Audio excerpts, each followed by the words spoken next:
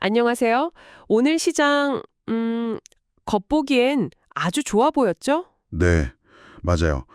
유럽연합 관세 부과가 잠시 미뤄졌다는 소식에 주식, 채권 다 올랐으니까요. 그렇죠.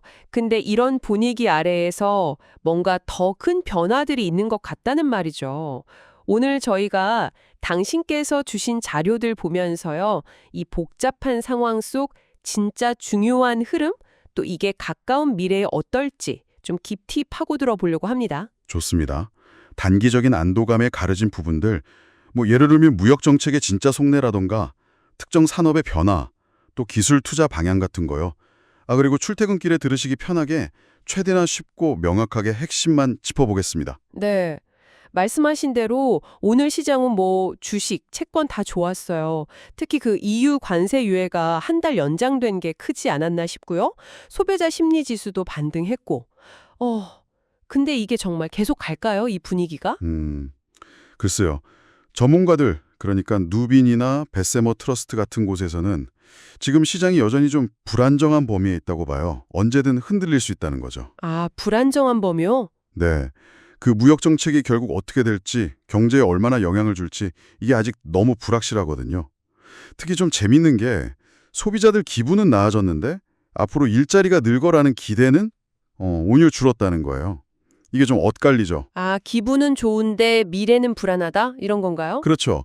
그러니까 언제든 변동성이 다시 확 커질 수도 있다. 이런 신호로 볼 수도 있고요. 연준 금리 인하 시점도 아직은 올해 말이냐 내년이냐 조심스러운 상황이고요. 그렇군요. 이런 불확실성이 그런 개별 산업에도 영향을 주겠네요. 그 자료 중에 US 스틸이랑 일본제철 얘기가 있었잖아요.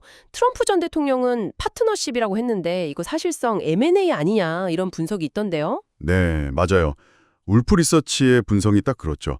파트너십은 그냥 포장이고 본질은 인수합병이다. 일본 제철이 140억 달러 투자한다고 했지만 만약 이걸로 새 제철소를 짓는다. 그럼 이미 공급 과잉 얘기 나오는 미국 시장에 더 부담될 수 있다는 지적도 있고요. 아, 그럼 US 스틸 자체에는 돈도 들어오고 기술도 들어오니 좋겠지만 그렇죠. 경쟁력은 올라가겠죠. 미국 전체 철강 시장으로 보면 오히려 안 좋을 수도 있다. 클리블랜드 클리프스 같은 경쟁사들은 좀 긴장하겠네요. 네, 그럴 수 있죠. 클리블랜드 클립스한테는 분명 위협이죠. 이게 단순히 철강 산업만의 문제는 아닌 것 같고요. 더 큰 그림에서 보면 JP 모건 분석처럼 미국 내 제조업 부활 움직임과도 연결되는 것 같아요. 아, 반도체법이나 인플레이션 감축법 같은 거요? 네, 맞습니다. 그런 정책들 때문에 첨단 제조업 투자가 늘고 특히 로봇공학 관련 산업용 부동산 수요도 증가하고 있다. 이런 분석이 흥미롭죠. 그러니까 정책이 전통 산업은 좀 힘들게 하고 첨단 산업은 키우면서 미국 산업 전체 판이 바뀌고 있다. 이런 말씀이시군요. 네, 정확합니다. 듣고 보니 예전에 빌 게이츠가 인터넷 회의를 얘기했던 것처럼 지금은 AI가 딱 그런 느낌이네요. 마침 내일 엔비디아 실적 발표도 있고요. 그렇죠. AI 분야에서 엔비디아의 위치는 여전히 독보적이죠.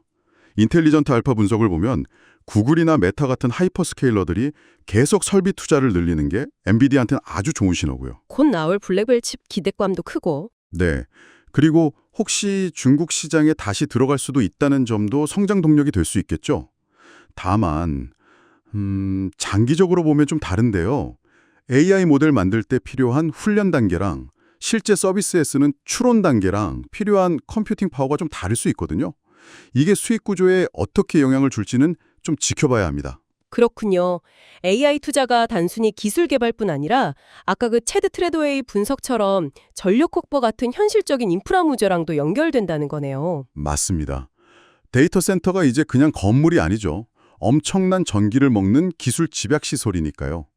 AI 시대의 핵심 기반인 셈이죠. 오늘 쭉 얘기를 들어보니까 시장이 단기 뉴스에는 반응하지만 그 밑에는 무역 정책, 기술 혁신, 금리 같은 훨씬 더 큰 구조적인 문제들이 깔려 있다는 거네요. 겉으로 보이는 낙관론 너머의 진짜 변화를 봐야 할 때 같습니다. 네. 그래서 오늘 논의를 바탕으로 당신께 이런 질문을 한번 던져보고 싶습니다. 지금 정부 주도로 막대한 돈이 AI 인프라랑 미국 제조업으로 쏠리고 있잖아요. 반면에 소비는 여전히 좀 불안하고 관세 위험도 그대로고요. 자, 이런 상황에서 우리가 예상 못한 다음번 경제 충격은 어디서 올 수 있을까요? 어쩌면 정책에 의도치 않은 결과일 수도 있고, 특정 산업의 과잉 투자 문제일 수도 있고요. 아니면 기술 변화의 또 다른 모습일 수도 있겠죠. 다음에 저희 만날 때까지 한번 생각해 보시면 어떨까 싶습니다.